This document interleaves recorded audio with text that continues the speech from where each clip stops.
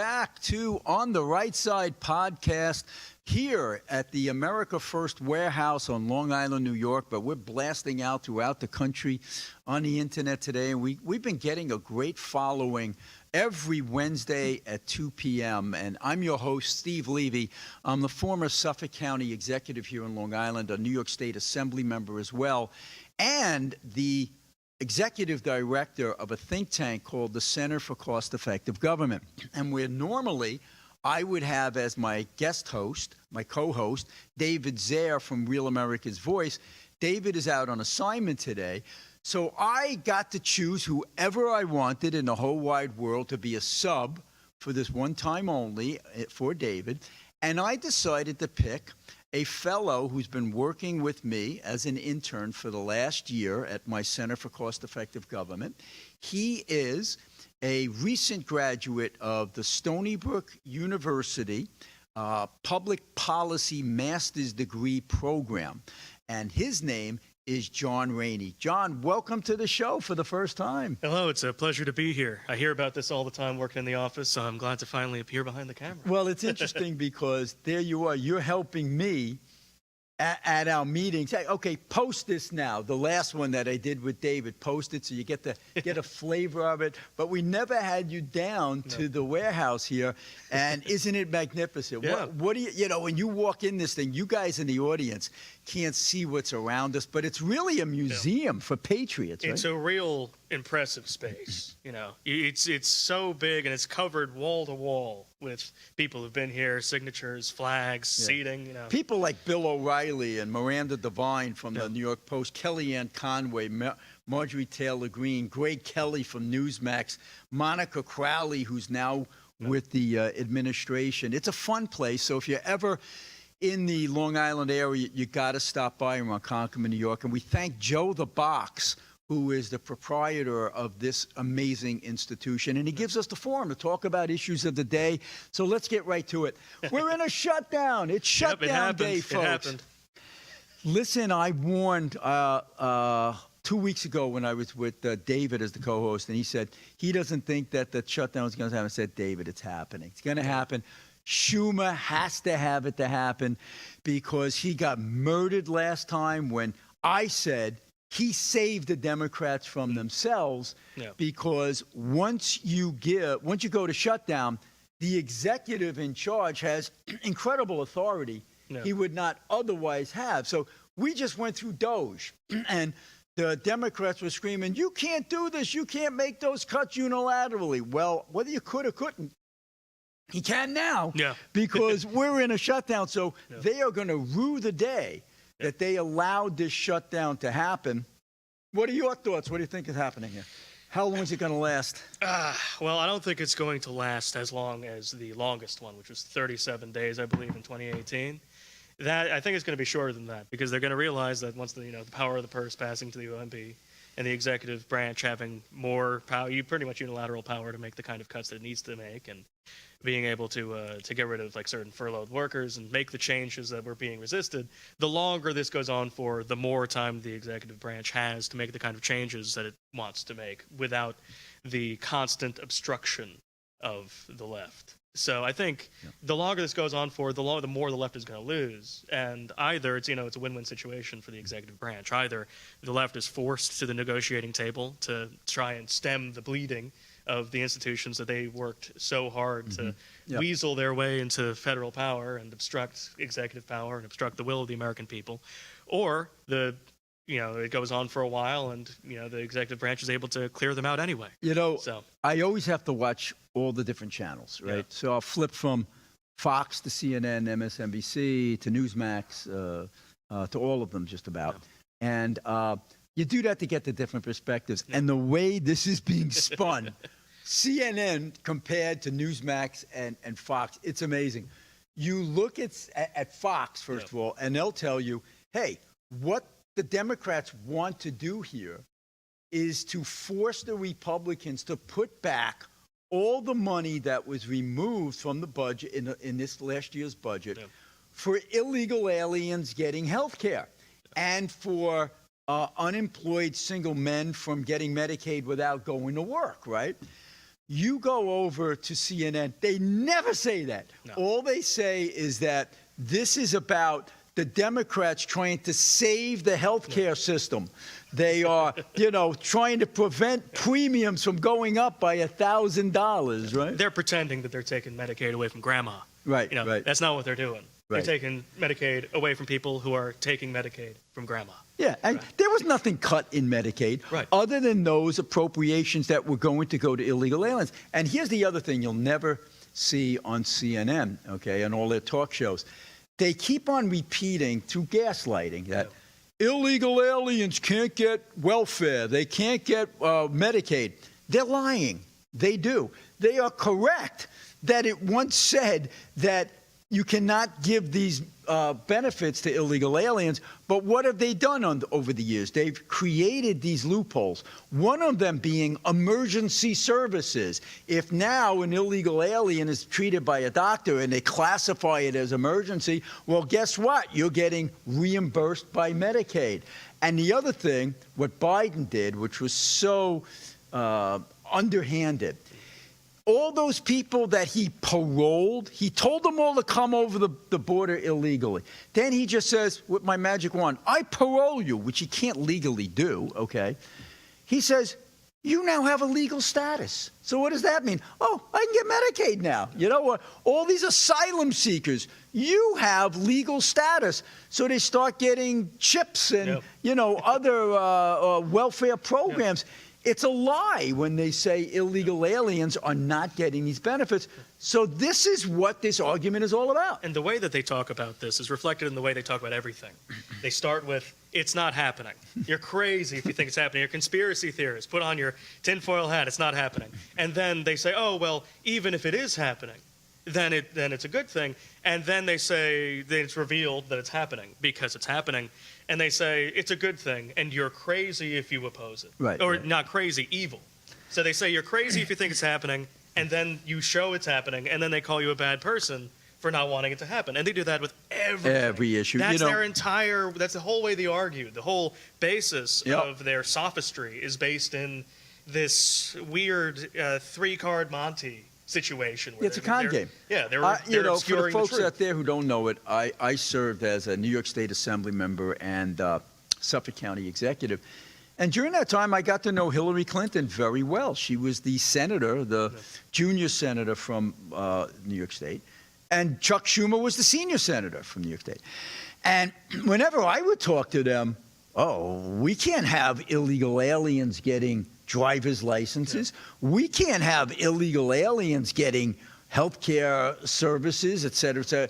And Fox took the clips of Clinton, and this is Hillary Clinton, and Schumer making those statements on the record. What happened?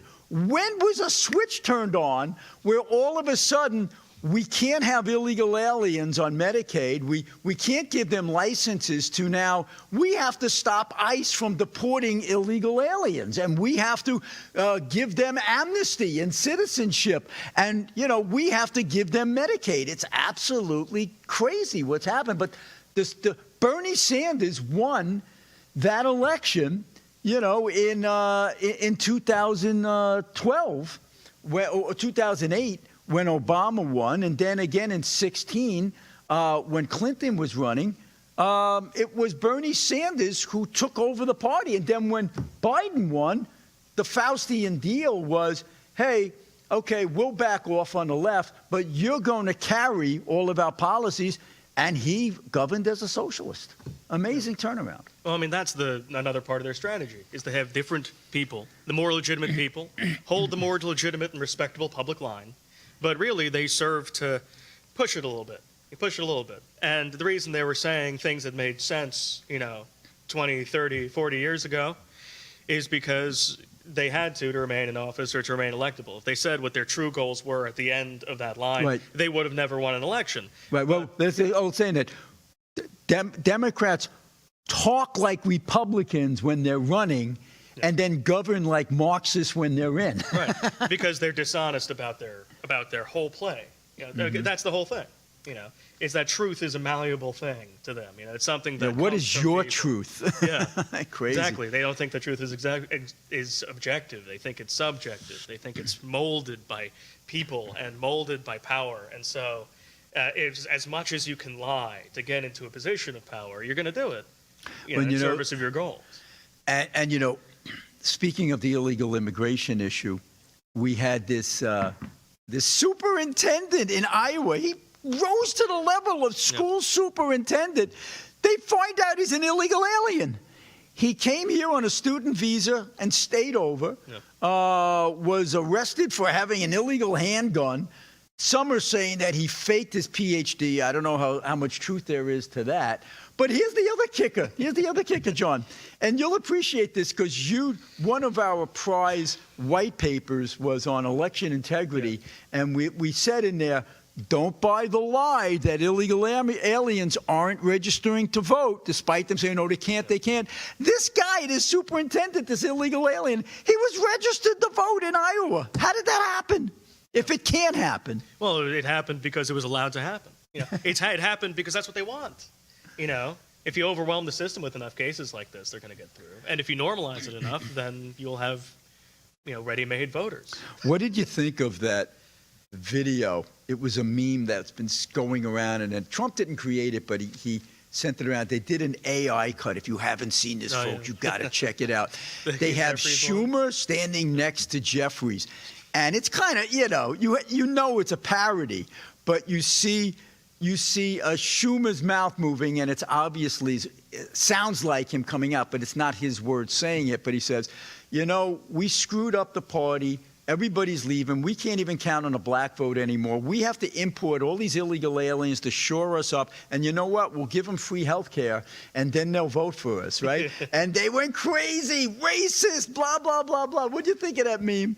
Well, one thing about the Trump presidency is that it's one of the greatest comedy presidents of all time. This is a really funny administration. Yeah, Newsmax actually, and I'm a writer for Newsmax. They publish all of my articles. They have, like, on Sunday night at 11 o'clock, Trump the comedian, and they have his best lines. Love him or hate him, he sure as hell is entertaining, right? Hey, stick with us, folks. My intern from the Center for Cost-Effective Government, John Rainey, is going to stick with us. We'll be back in 2 minutes to talk more about the hot topics going on around the nation. Be with us on the right side. Broken families torn apart. This is injustice.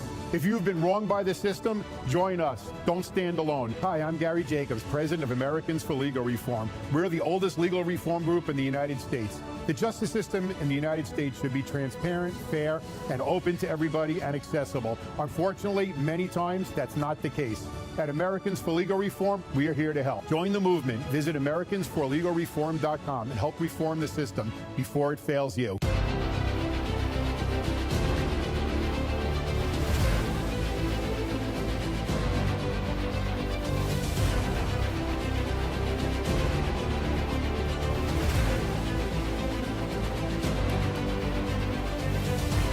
My name is Elena Ruseva, aka Megalangela. Please check my art at www.megalangela.vip.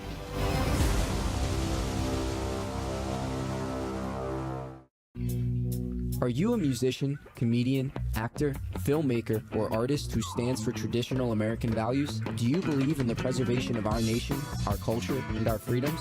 If you share our passion for America and want to use your talents to make a difference, we want to hear from you. Our mission is clear. Through the arts, we uphold the principles of freedom, faith, family, and the American spirit. It's time to step up to the mic and make your voices heard. So contact us at AmericanConservativeArtists.com. The Queens Village Republican Club is America's oldest Republican club, founded in 1875. Situated in President Trump's hometown in Queens, New York, we are America First MAGA Republicans, empowering fellow Republicans to get involved in the game of politics at the grassroots level. We host inspiring monthly club meetings on the first Thursday of each month at 8 p.m. For more information, please go to our website at www.qvgop.org. It's Tuesday here at the America First Warehouse. I am Joe the Box. And I'm John the Blanket. Freddie Rubino here with my podcast. podcast. That's what I'm talking about. Coming to you live from the most patriotic venue in the land. Welcome to Right for America. I'm James Justice. We got Stephen Root over here. What are we doing, Steve? Fighting! Welcome to Tune In Tuesday of the Patriots Podcast, live streaming every Tuesday night at 7:30. Another edition of On the Right Side here, and you can catch us weekly, Wednesdays at 2 p.m. Eastern Time. And welcome to Liberty's Cage, where we rip the veil off America's broken justice system. Prisons that crush spirits and a society that shuns people who have paid their price. Well, welcome, ladies and gentlemen, to the Kevin Downey Jr. Podcast. Be free, stay free. Welcome to Suffocating in Suburbia with me, your host, Stevie GB.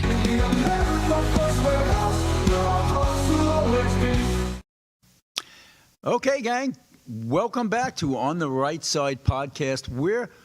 We're coming to you live. It's every Wednesday at 2 p.m. from the America First Warehouse here on Long Island. You got to get to this place. It is an amazing museum, an active site where we bring in people from all over the country. In fact, last month we were supposed to have had Peter Navarro from the Trump administration and Steve Bannon from the War Room, but of course that got preempted with the tragedy of Charlie Kirk's assassination. But they'll be back, as are many other high-powered folks from throughout the nation. I'm Steve Levy, your host, here on the On the Right Side podcast.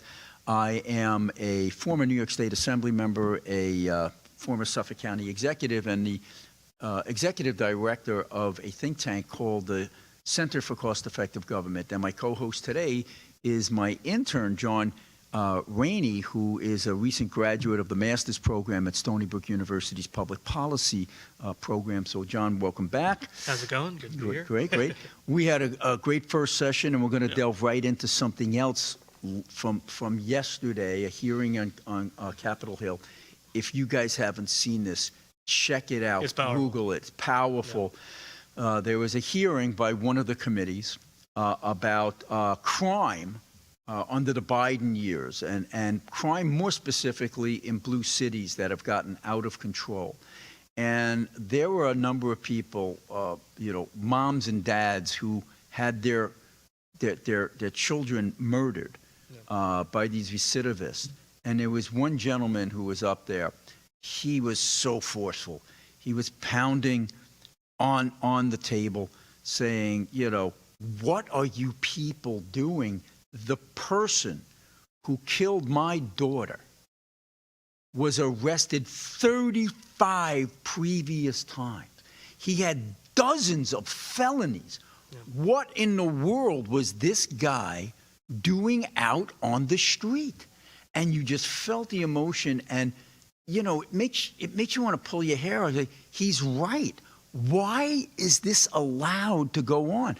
One of the things I had asked you to do for me, one of the projects we did, was to look at recidivism and how such a small percentage of our population are responsible for the overwhelming majority of the crimes. Right? What did you find? Well, it's true. If you arrest people, if you don't let them out again after their second or third serious arrest, I believe it was the third, crime in major cities across America and across the world too, would drop precipitously. The majority of violent crime is committed by people who have committed, 3 other offenses before. There is studies in London and studies in Stockholm and Sweden that if you arrest, there's 1% of the population in those cities that's committing 60% of serious violent crime. Right. And if you lock them away, the crime rate drops by 60%. Who would have thunk? Yeah, these repeat violent offenders who resist authority and do not obey the rules of civilization. The New York Post did a story about the top 5 shoplifters in New York City. No. They're arrested hundreds of times between them. It's to them, it's just, there's no deterrent. They're not prosecuted. They go out, they do it, I'll see you later, and the next hour, they're right back in the same place. It really is atrocious. And I'm old enough to remember, I don't know if you were born yet, but it was, you weren't. It was the early 90s, and crime was out of control. There were over 2,000 murders per year in New York City. It was thought that crime was out of control. You couldn't control it, and cities were no longer governable. And at the time, you know, Rudy Giuliani comes in, cleans it all up, shows it can be done, and credit to Bill Clinton, a Democrat, and even Joe Biden, who was a Democratic senator at the time, they passed a crime bill that infused money into these cities and put in 100,000 cops throughout the nation. And guess what? It worked. And another thing they talked about, which was implemented in many, many areas, people forget this, 3 strikes, you're out. It was a big, big concept throughout the nation. And it meant, hey, you made a mistake, okay, we give you another chance. You made another mistake, we give you a chance. Third time, baby, you're getting a mandatory heavy-duty sentence. And sometimes it was life, sometimes it was 10 years. It worked. Yeah. But then what happened is the libs and the progressives said, that's racist. Yeah. Because a higher proportion of the people arrested were black. Well, that's because it's those neighborhoods, those ethnic neighborhoods, demographically, where the crime is being committed, okay? It's not like the cops are saying, hey, let's go to this area and start arresting people. They're going where the calls are coming from, right? So the 3 strikes you're out law worked. It was dissolved. Crime came back. And I emailed Curtis Sliwa, the mayoral candidate here in New York the other day, and I said, Curtis, make your whole campaign about 3 strikes, you're out. Yeah, and you know, the whole situation, the philosophy that led to crime getting so bad in New York City in the 70s and through the early 90s, it has to do with the idea that crime isn't your fault. Right. The concept that because you're committing crime because you have to, or you've been driven to, or your circumstances have led you to become a violent criminal. But that's logic that only works like if you're some starving peasant that's stealing bread to feed your family, but that's not what's happening. Well, more importantly, it's like robbing people in the street, killing them because you're angry at them. It's These a great point. It's a great point you make, and it's really the Marxists, though. The Marxists who have infiltrated the Democratic Party and a great part of the media and our academic institutions, they push critical race theory. And critical race theory is premised on this idea of the oppressed, people of color, women, gays, trans, and the oppressors, white Christian males, straight Christian males, right?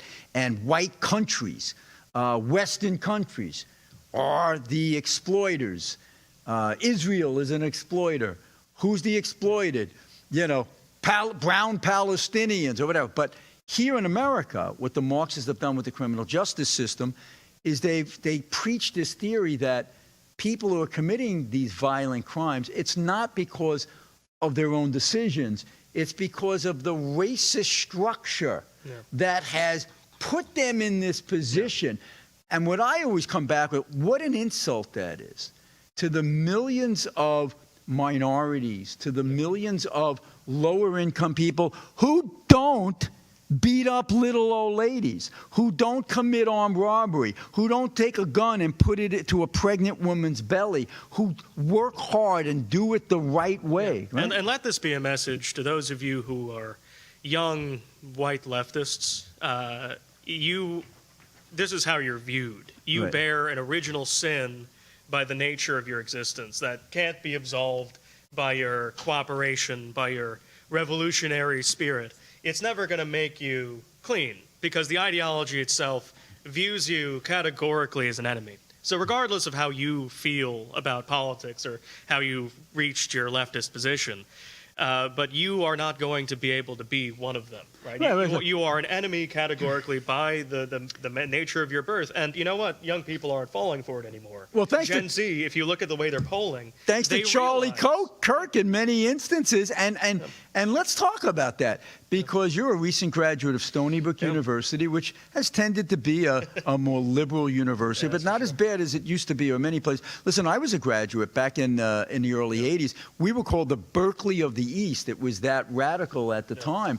But now, you know, it's more of a natural sciences school as opposed to a social sciences school. And it's a very good school. It's one of the top 90 in the nation. But it's still fairly liberal with a lot of its professors and clientele. But there is, I hear, a turning point chapter coming to Stony Brook University, as there are many others around the nation. Yeah. Are you hearing about it? Are you seeing it? 'Cause Yeah, you started you were with a Republican club there, right? I was with a Republican club in undergrad. I was, loosely involved in politics in my master's program, but I did see that there is, ever since the Charlie Kirk the assassination, there's TPUSA chapters that are blowing up. There were a few thousand, I believe, maybe less than 1,000 before at college campuses, almost exclusively. But then after he was shot, thousands of new applications for chapters, like thousands and thousands across the country, are popping up because, in a reaction to a man being killed for freedom of speech. Well, I'm so glad that you were talking to other young people through these airwaves to say, don't be beaten down by this mainstream media claptrap that you are an oppressor. I mean, I'm so angry that within our schools we're seeing this now. They feed that down directly. It's in the curriculum. The 1619 Project is now in 4,000 schools. It basically says America is a racist country that was founded in 1619 to perpetuate slavery, not to create religious liberty. So it's absolutely false. But they teach the young minority children, you're a victim, you can't get ahead, it's stacked against you. And they teach the young white people, young kids, to have guilt that you are descendants of oppressors, and you're probably an oppressor yourself, and you have to be an anti-racist now. And these poor kids are being segregated when they should be being brought together. And if you find yourself on the receiving end of that, the most important thing you need to remember is do not be guilty. You have nothing to be guilty about. And if you are an agent of this, or you think that you're on the right side of history, that you're bringing things towards equity and justice and inclusion, you shouldn't be fooled anymore. Because this steamroller is going to throw you away as soon as they're done using you. As soon as your usefulness to their movement, if you can call it that, is done, as soon as they're through with you, the truth is that you are a categorical, ontological enemy. And nothing can change that in their eyes. So wake up while you still have time. We so need Turning Point in these institutions, because when you see the polls that so many of these young people are now supporting socialism and many times communism, it's scary. And that segues into our next segment after this commercial break, where we're going to talk about the communist who's leading in the polls in New York City right now. Eric Adams, the incumbent mayor, has dropped out. It's a three-man race right now. Really interesting. Can the anti-communists win in this election? Stick around. You're going to find out on the right side in 3 minutes. We'll be right back. It's good stuff. Aggregate.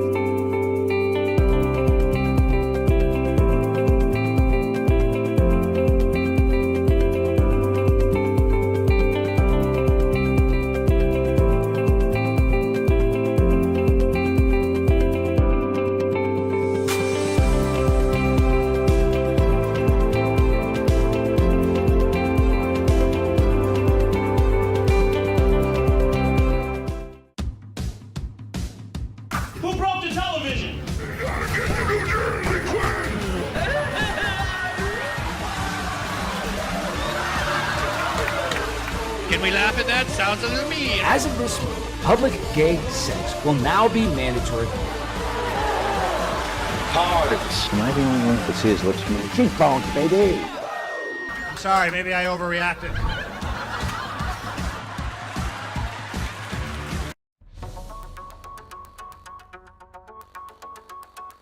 Corporate transfer.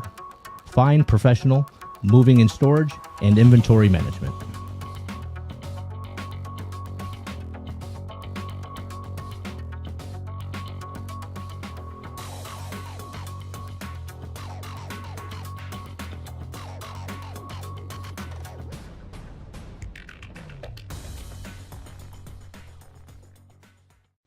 Hey, fellow patriots, it's Cindy Gross here, host of Right for America from your favorite place, the America First Warehouse. You've seen me show on my show so many products from this country's #1 most patriotic manufacturer with close to 400 products. You need to exchange the products you use in your house to this company and make your dollars count in our country. Freddie Rubino here at the America First Warehouse. I'm inviting you to the live taping of the Not So Newlywed Show. Just click on the QR code right above my shoulder and you can get tickets. Live taping of the Not So Newlywed Show. Drinks, snacks, it's a great time. We'll see you there October 18th. The America First Warehouse, where our hearts will always be. It's me, Joe the Box, the America First Warehouse, most patriotic venue in all the land. The America First Warehouse, a beacon for all to see, a symbol of unity. For the patriots of America, we stand tall and free. In the America First Warehouse, where our hearts will always be.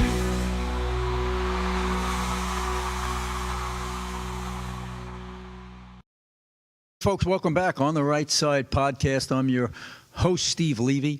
With me is John Neary, a recent graduate of the Stony Brook Master's Program in Public Policy, and works with me at the Center for Cost-Effective Government, a wonderful think tank that issues white papers on how to save Social Security, sounding the alarm on election fraud and Medicaid overspending, et cetera, et cetera. But we teased you at the end of the last segment about what's going on in New York City with the mayor's race. And David Zare, my normal, I shouldn't say normal, my regular co-host, who's not here today, we're so caught up in what's going on in New York City. And for those of you who don't live in our area, you have to be concerned about this too, because there's a Marxist coming to a town near you.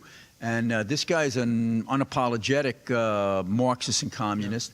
He won't call himself a commie, but he is. He says he is a socialist. Sometimes hard to distinguish. But he's winning in the polls. He's in the high 40s. Andrew Cuomo, the former governor, is in the mid-20s. Curtis Sliwa, the Republican, who got 28% of the vote 4 years ago, is hovering in the high teens, low 20s. And Adams, Mayor Eric Adams, who was getting about single digits, is now gone.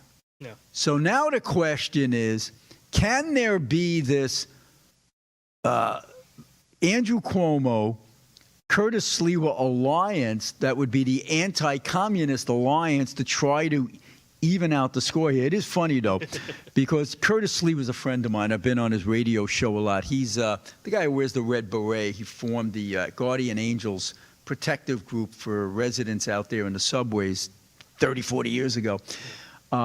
Curtis is a really, really funny guy. And I'm trying to remember what I was bringing up in regard to, this is who it is. He had a nickname for Andrew Cuomo. He hated Andrew Cuomo when he was going to call him Andrew Evil Eyes Cuomo. So the question is, can he, Curtis Sliwa, put that aside and strike a deal with Andrew Evil Eyes Cuomo to maybe form a fusion ticket that Cuomo's on top, and then, maybe Sliwa becomes the police commissioner or something to do with public safety? That'd be a wacky Something ticket. has to be done to stop Mamdani. Personally, I don't think a fusion ticket like that is likely between the two of them.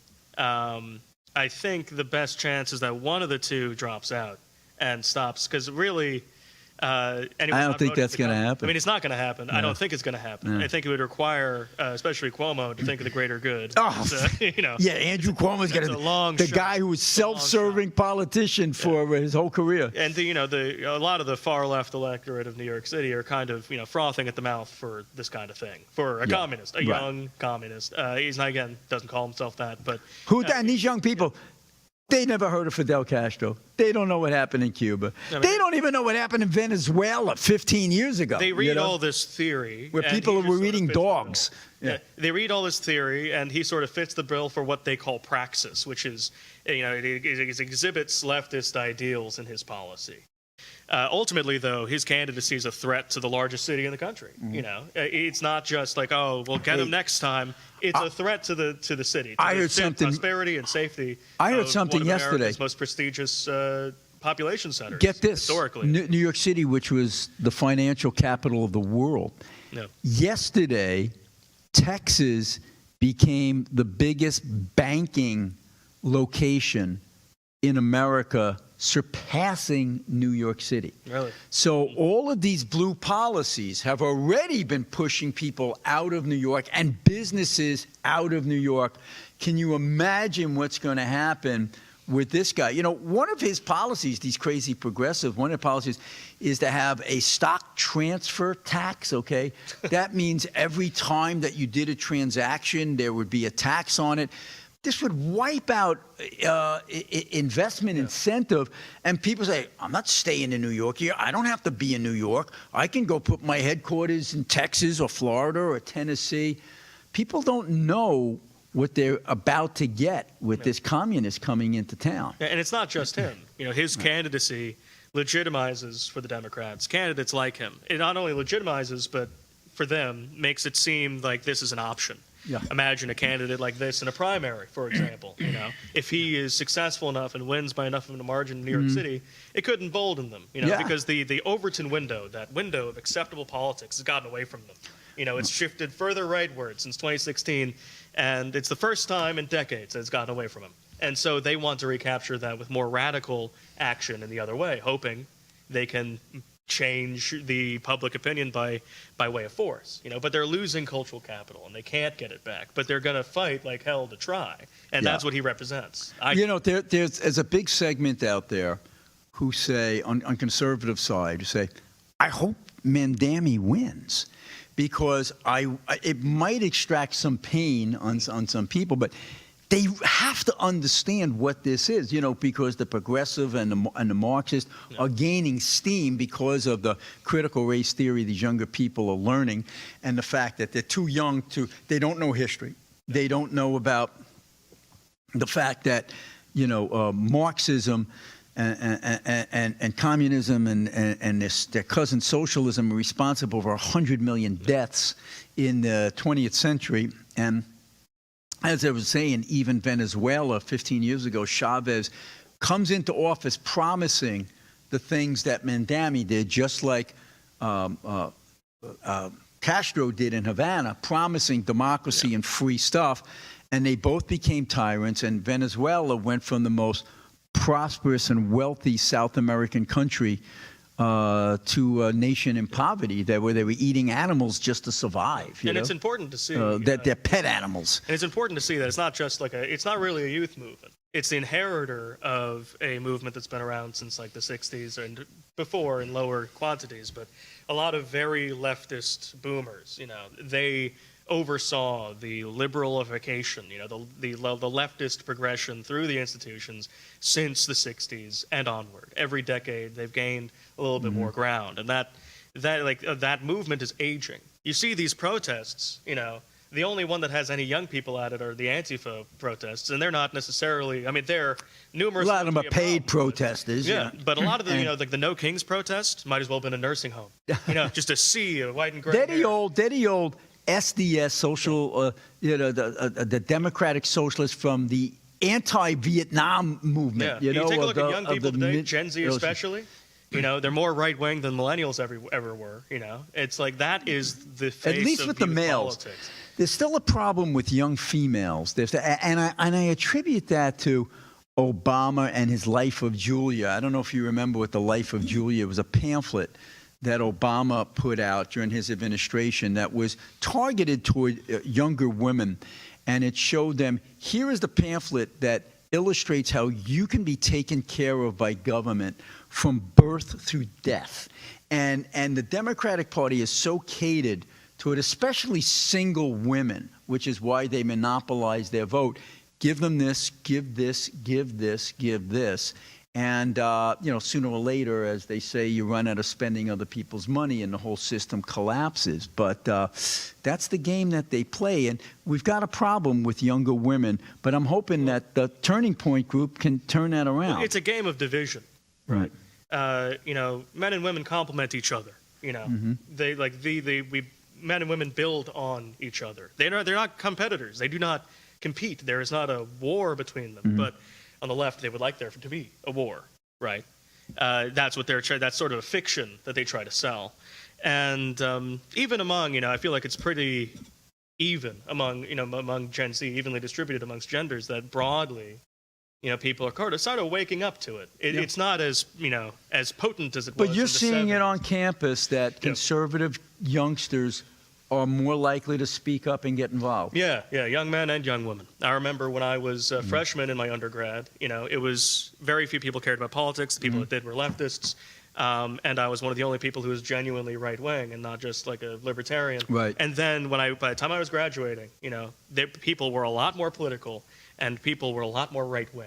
Well, it's funny because political operatives would always talk about the gender gap.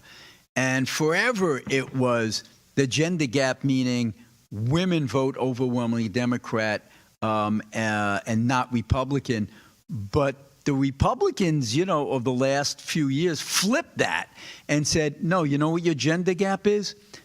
Men, young males are coming to the Republican side in droves because you guys in the Democratic Party vilified them for so many decades. All right, we've got one more segment left to go. We're going to talk about that amazing speech from Secretary of War Pete Hegseth on the flip side in just 3 minutes. We'll be right back on the right side. The America First Ultra MAGA Store. For all your MAGA needs. We sell t-shirts, tumblers, flags, hats, sneakers, bumper stickers, and a whole lot more. The most patriotic America First retail store. The America First Ultra MAGA Store. Gold and silver, it's God's money, and we all need it. Unfortunately, the whole precious metals industry is rigged in favor of the wealthy people. In fact, it's so complicated that 95% of all Americans don't own any precious metals. What the industry needed was a way for us to buy fractional units of precious metals, get free storage in a secure vault, have them insured, take physical possession of the metals, or instantaneously liquidate the assets at one of the highest buyback prices in the industry. Well, now there is. It's called a Sound Money account, and everybody needs one. With a membership, you can start buying gold and silver with as little as $1. Now that fits everyone's budget. Also, our members can gift gold and silver between each other in our Sound Money accounts. What a great way to pass on generational wealth. You'll be able to rest easier knowing you have the security and flexibility found in having your very own Sound Money account. Please scan the QR code or go to tafwsoundmoney.com to learn more. The America First Warehouse wants every American to have access to owning their very own precious metals. Freddie Rubino here at the America First Warehouse. I'm inviting you to the live taping of the Not So Newlywed Show. Just click on the QR code right above my shoulder and you can get tickets live taping of the Not So Newlywed Show. Drinks, snacks, it's a great time. We'll see you there October 18th.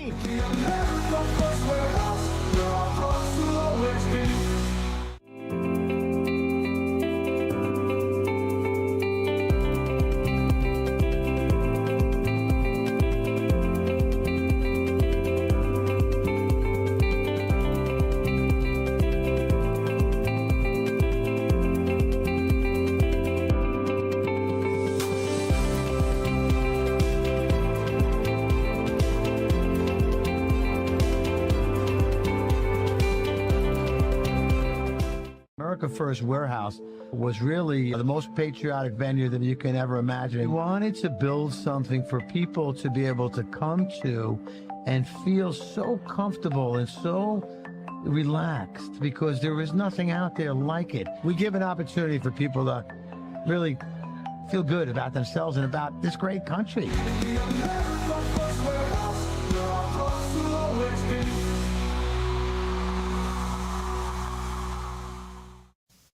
Hey, folks, welcome back to the On the Right Side podcast. I'm your host, Steve Levy, former Suffolk County executive and New York State Assemblyman.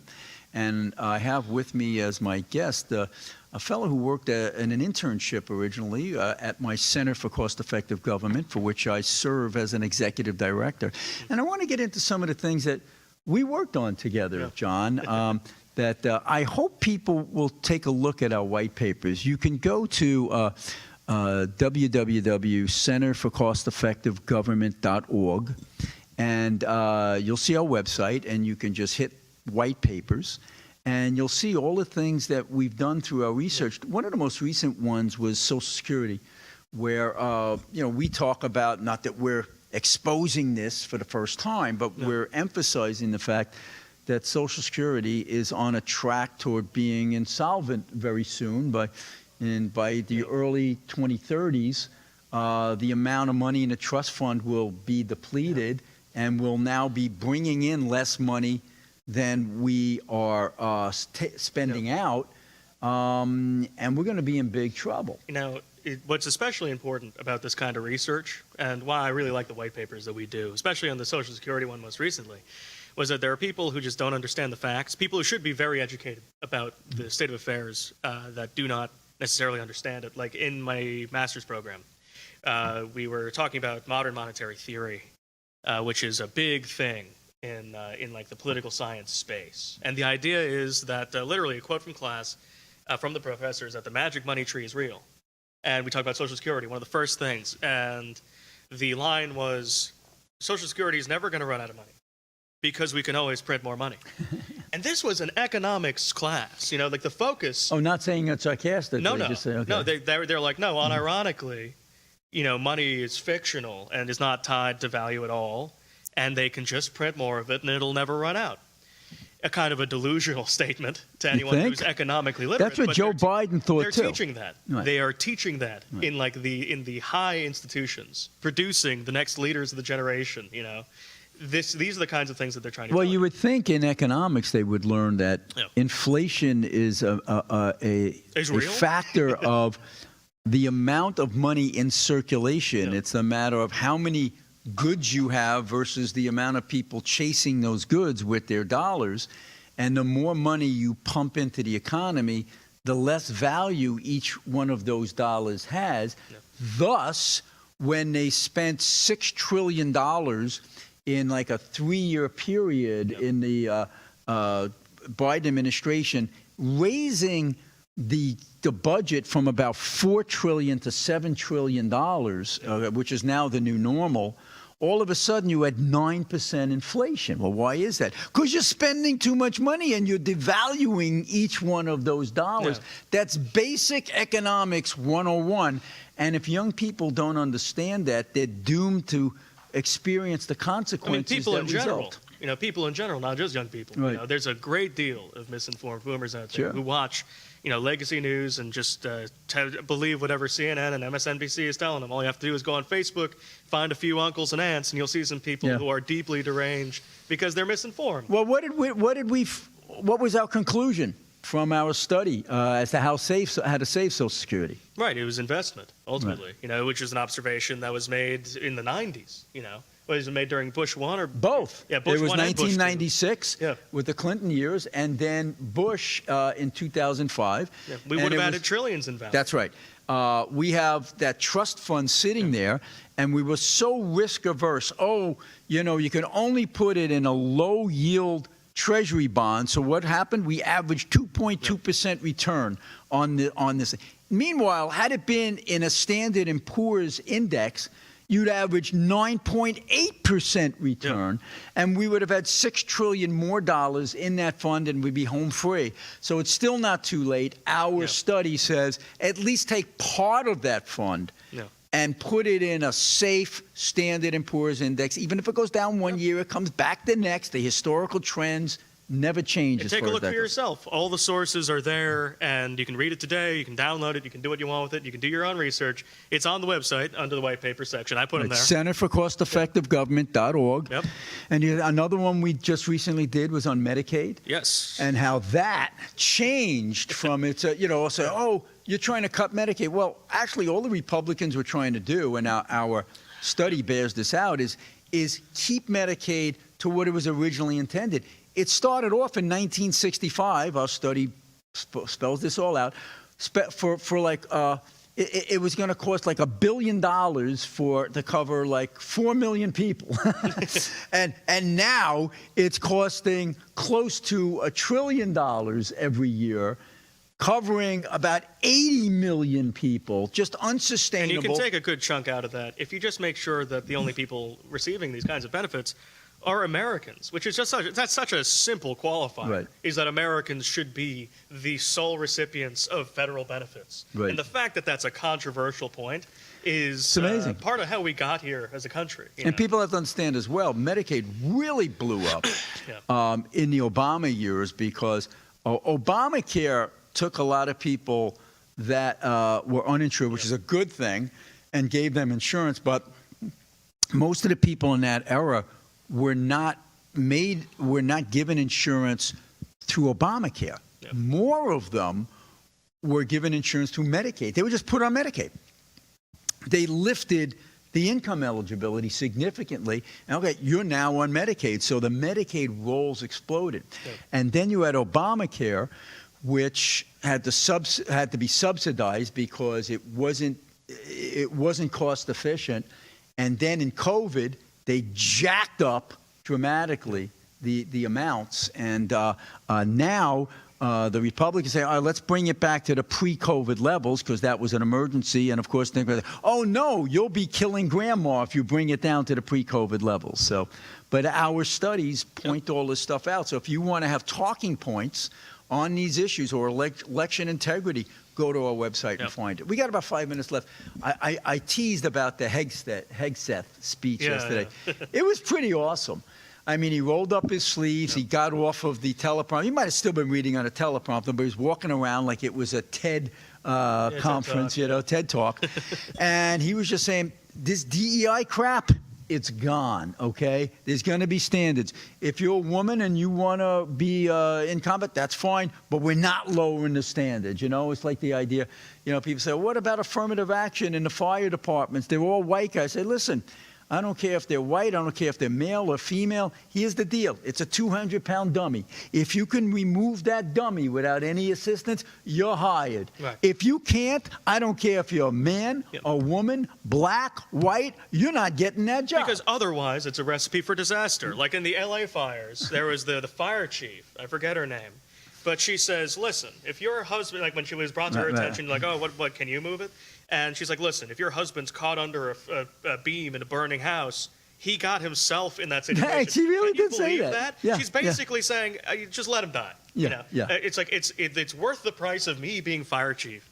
And Hegseth came back. Hegseth was saying, look, I have a son that I'll want to go into the military, but I cannot put him into a military unless I know that military has only the best who have gotten promoted through meritocracy, because when you don't, you're putting that life and others in jeopardy. You said, if that's the test for my kid, it should be the test for your kid. And these standards, they should be, this is you want to talk about equity.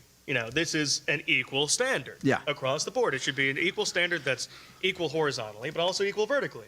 Well, I'll give you. Talked about this with Hegseth. He said that generals should have to pass the PT. He's like, I'm tired of seeing these fat generals. It's like they should have to be able to deliver the same kinds of things they're demanding of the men they command. And that is... And by the way, I think women are desperately needed in the military. We can't have a military without them. We want them there. They can be in computer rooms. They can be on the front line, as far as I'm concerned, as long as you're not lowering the standards. But here's another DEI project that I thought was horrendous. It's in the Secret Service. Biden put in place this female head of Secret Service, selected Secret Service, and she wokeified the entire Secret Service. And her goal was to put as many women as possible in these high-profile spots. So you see, like Trump's brigade, a lot of women were in there, which I say, fine. So long as that woman is 6 feet tall and can protect the president from an assassin's bullet. But what did I see in that field in Pennsylvania? Trump gets shot on the ear. He goes to the ground. They have him. They're walking off with him. You have a 5'2" 200-pound woman trying to guard the president. His head is totally exposed. And again, I don't care that she's a woman. If she's a 6-foot woman, I don't want a 5'2" guy protecting the president. That's what DEI is at its worst, right? Yeah. And if you saw, there was commercials for, it was the CIA or the FBI, I forget which one, under the Biden administration. And, why they need commercials is kind of, that's a whole other thing. Seeing a FBI or CIA commercial. Because they couldn't recruit people because they got so woke. But they're like, look at our agents, and, look at the inspiring story of this agent. And it was, about this woman. She was going through, and she's passing through, like, the portraits of CIA directors, just like a line of white men. And she says, this is about me. It's basically about her being Latino and having two moms. Right. And not about how good of an agent she is. Right. It's like it had nothing to do really with the kind of work she was doing, and more about these extraneous qualifiers. That but the great thing, John, is that Hegseth and Trump got rid of that stuff. The recruitment is through the roof because people are saying, yeah, you're calling me a toxic masculine, whatever. Yeah, I'm masculine. I'm proud of it. I'm joining the military. And women are doing it too. Because, hey, I want to go where it's all about merit. So this is fantastic. So, hey, this is a great conversation. Yeah, you're coming back again. Sorry, David. I think you might have just lost your job to my intern here, John Rainey. It's been great being here. Thank you, folks, for joining us. Remember, it's every Wednesday live at 2 o'clock. Check my stuff out at stevelevy.info. You'll see my commentary in the Washington Times, the Washington Examiner, Newsmax. I'm an inside writer for them as well. And we'll see you again next week. More hot topics, hopefully with David Zare next week. But it's going to be an interesting week, and we'll be talking about it in 7 days. Come back with us on the right side.